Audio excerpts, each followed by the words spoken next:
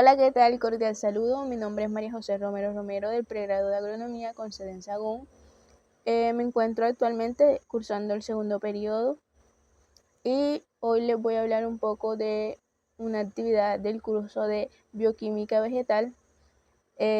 Consta de la actividad número 5, experimentos y consultas. Y en esta nos piden que hagamos una serie de experimentos con un indicador natural de agua de repollo hervido con otras sustancias.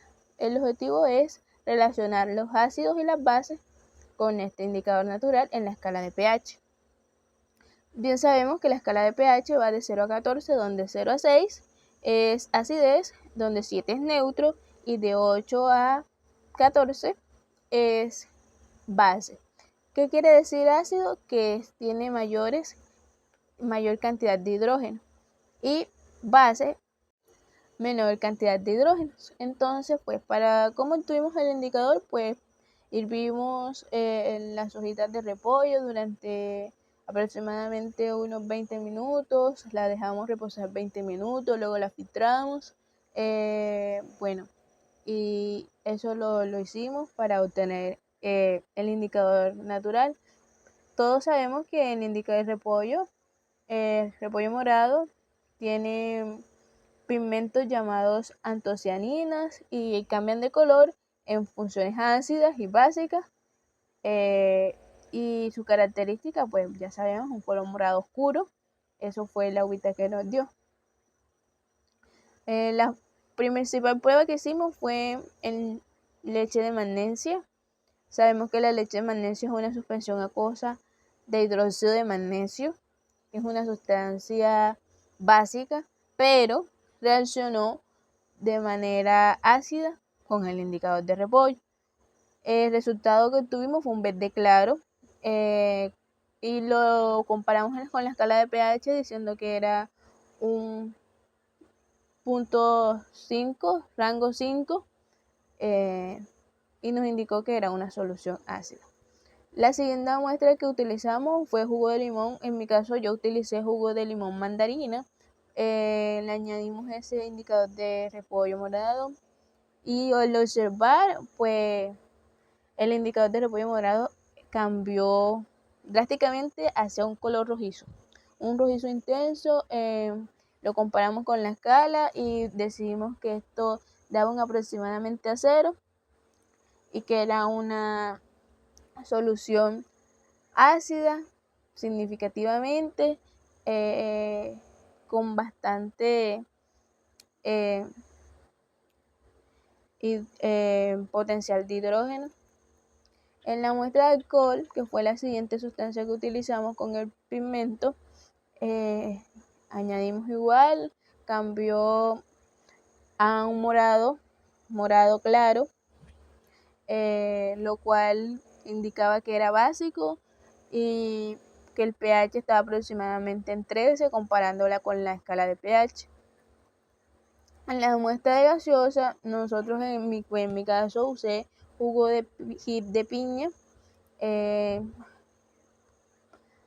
Su rango en el pH cambió un 2 a un 2 aproximadamente, nos dio un color naranja.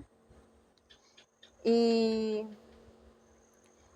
bueno, entonces observamos que el indicador de repollo se caracteriza más en soluciones ácidas, en presencia de antiocínicas, que es su pigmento.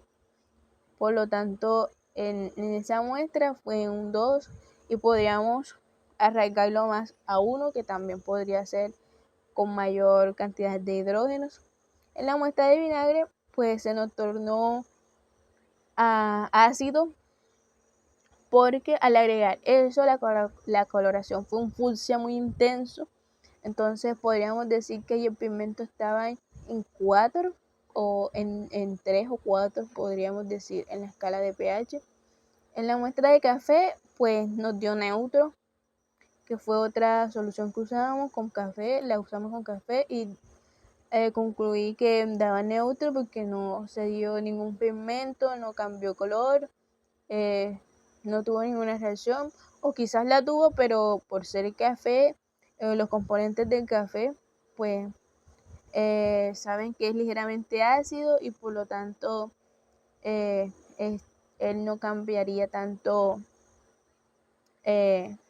lo que fue con este indicador. Luego, por último, utilizamos una muestra de agua que también dejamos reposar y su color fue un cambio hacia un color azul. Por lo tanto, llegamos a la conclusión de que el pH en el rango sería un 10 si lo comparamos con la escala y que era una solución básica. Nos pidieron también en esta actividad, nos pidieron que consultáramos algunas preguntas como la importancia del pH en los suelos, en los procesos biológicos y pues llegamos, según lo que consultamos, pues es muy importante que juega un papel muy crucial por la variedad de los procesos biológicos en el crecimiento y la salud de las plantas, en la disponibilidad de nutrientes, actividades microbianas, salud de las raíces, actividad enzimática. Y también nos preguntaron que por qué es importante medir el pH en las frutas y las verduras. Pues lo importante varía por varias razones, principalmente relacionada con la calidad, la seguridad alimentaria y la conservación. También el sabor y todos los procesos que con eso llevaría. También nos preguntan por qué sería importante el pH, medir el pH en el suelo. Y pues esto es fundamental para que la agricultura se dé una mejor gestión de la tierra y tenga éxito como un manejo de la fertilidad, la cesión de cultivo, la salud pues del suelo que es vital, la precisión de toxicidades y diagnosticar también problemas. Bueno, por ese lado, esas serían las primeras interrogantes que nos hicieron en la primera parte de la actividad. El segundo punto de la actividad que nos piden hacer también consulticas es sobre los carbohidratos, los lípidos y proteínas. En los carbohidratos nos preguntan qué es un azúcar reductor. Pues un azúcar reductor es cualquier azúcar que tiene la capacidad de actuar como un agente reductor debido a la presencia de grupos aldehídos. Tiene grupos libres de cetonas, es una solución alcalina, y de estos azúcares pueden formar aldehídos y cetonas, que permiten la donación de electrones a otras sustancias.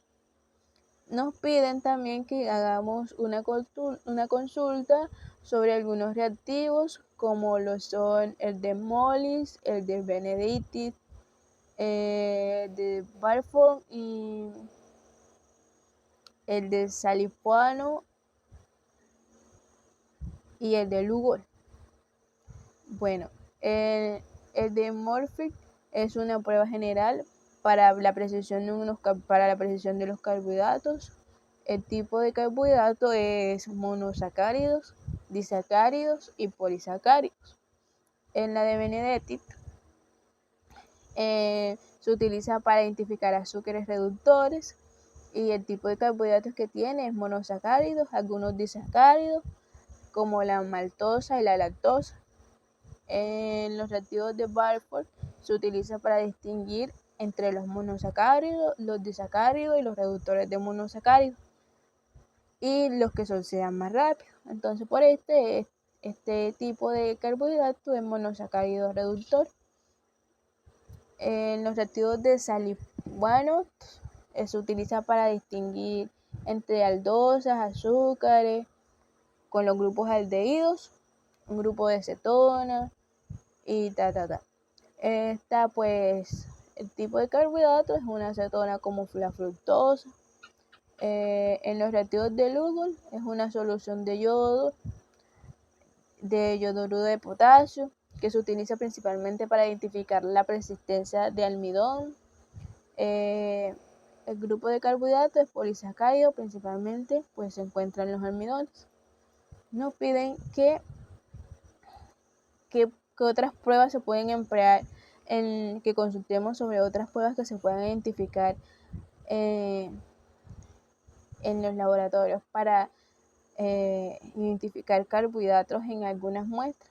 Y pues se encuentra la prueba de Flynn, que es similar a la prueba de Benedetti y se utiliza para detectar azúcares, reductores, como ya lo había mencionado, monosacáridos y algunos disacáridos. La prueba de Vial, que es una prueba que se utiliza para detección de pentosas, azúcares como la ribosa y la desorribosa. La cromatografía, que se puede hacer en capas finas, también, o la cromatografía líquida de alta resolución, puede utilizarse para separar diferentes carbohidratos presentes en una mezcla y luego identificar los patrones y la migración característica o mediante el uso de detectores específicos.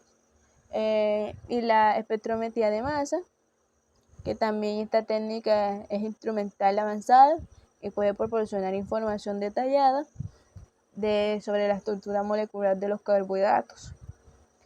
Nos pregunta qué importancia tienen los carbohidratos en las células de las plantas, y pues los carbohidratos desempeñan roles fundamentales como la fuente principal de energía, almacenamiento de energía, componente estructural principal como las celulosas, procesos metabólicos que son precursores de muchas otras moléculas, y reconocimiento, señalización celular, que podría ser algunos oligosacáridos y los glicoproteínas, y reservan carbono. Entonces pasamos a las proteínas, que nos hacen también que nos consultemos un poco sobre algunos reactivos de coloración, y entre estos está la prueba de Beauty, la reacción de xantoproteínica y la de Millón. Bueno, la prueba de Beauty se utiliza una solución alcalina de sulfato de cobre. Los iones cúpricos forman complejos de coordinación de color violeta, con lo que los enlaces epinéticos presentan las proteínas. El tipo de aminoácidos que se identifica es que detecta la presencia de enlaces péptidos,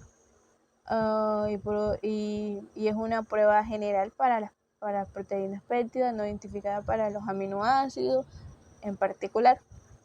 La reacción xantoproteica,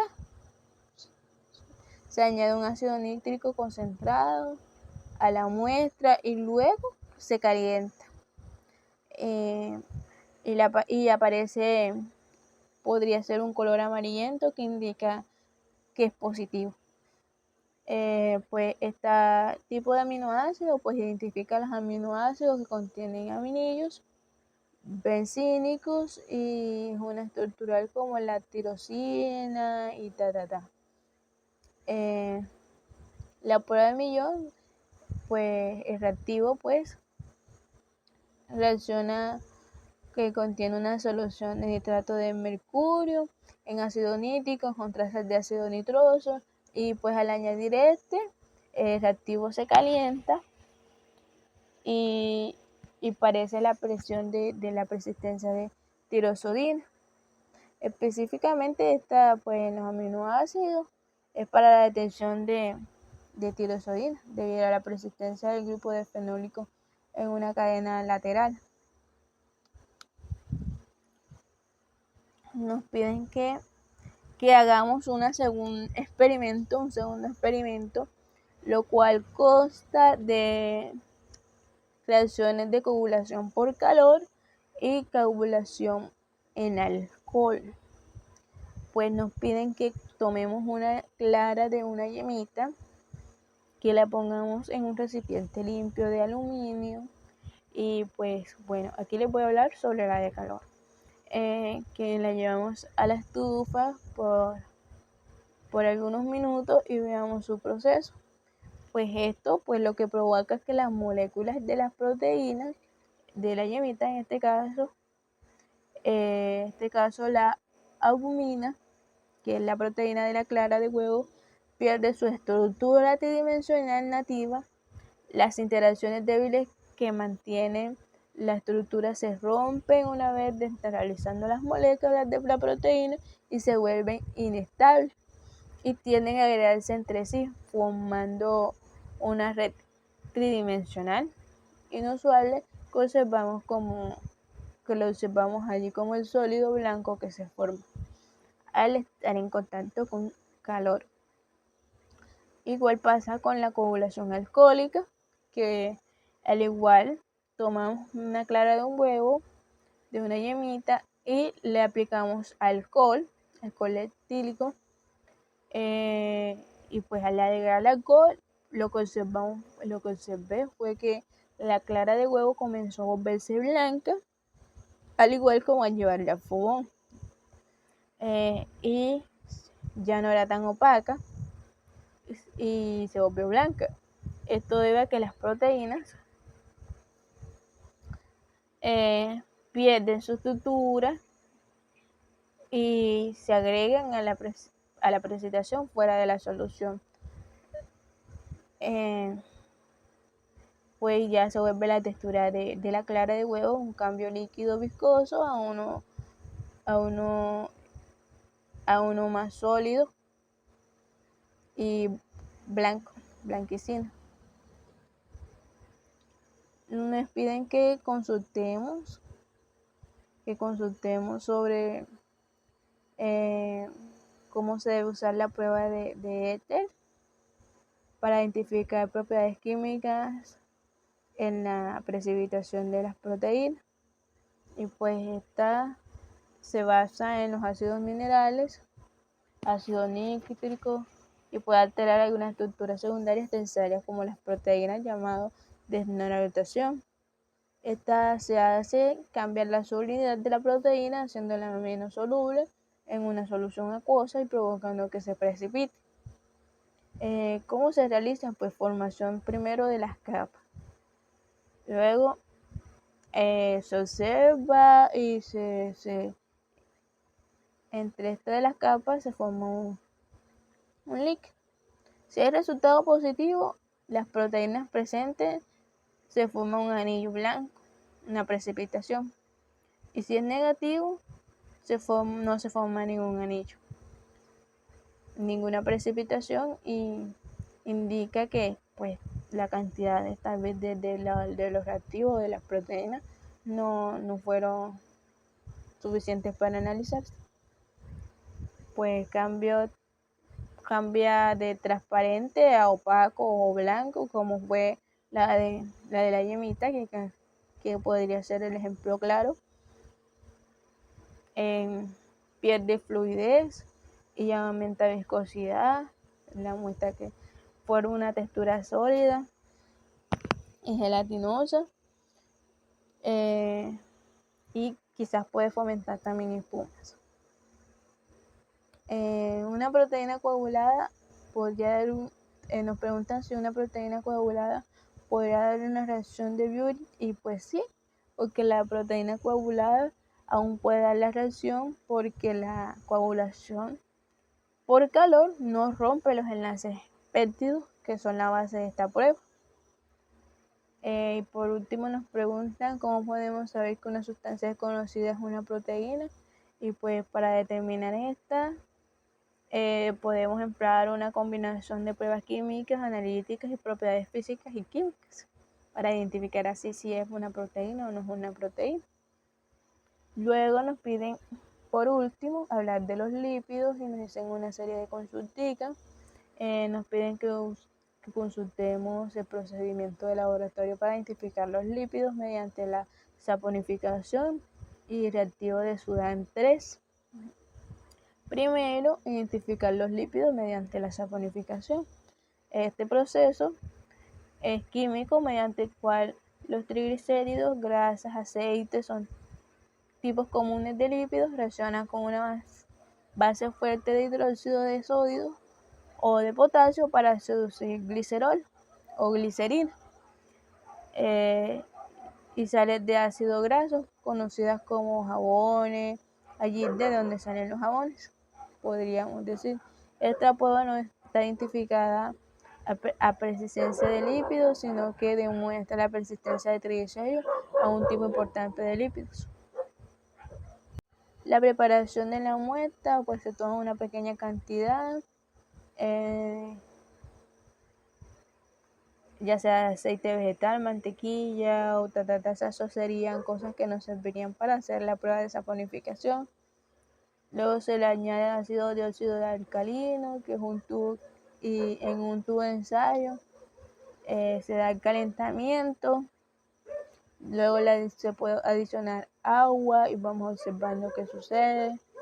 Y si da resultados positivos, que es persistencia de triglicéridos, podemos observar la formación de una solución jabonosa, espumosa, al agitar o al mezclar con otra adición de agua, y da resultados, pues considerando la saponificación, esta prueba es específica para lípidos que contienen enlace de hidrólisis, es alcalina. Luego, pues vamos a hablar un poco de lo que es la identificación 2 del reactivo de Sudán 3. Pues es un colorante liposoluble que se utiliza para teñir lípidos. El procedimiento en el laboratorio: primero se prepara la muestra, luego se le añade el adhesivo de Sudán 3, vamos viendo qué sucede, y si el resultado da positivo, indica coloración de la muestra, separa los colores: rojo, naranja intenso, podría ser los colores que se dan si el resultado es positivo.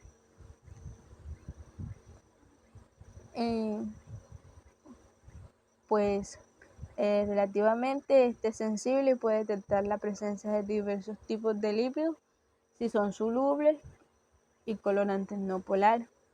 La intensidad del color varía entre rojo, naranja, puede dar indicación cualitativa para la cantidad de lípidos presentes.